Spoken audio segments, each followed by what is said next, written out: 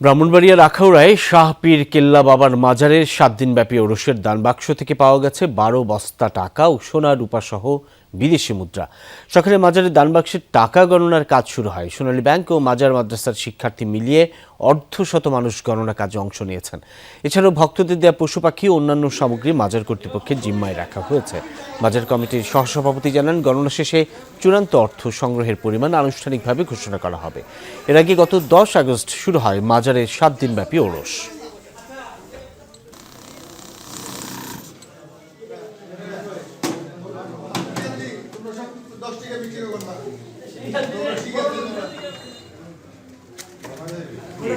Straight করা খুবই কঠিন অবস্থা।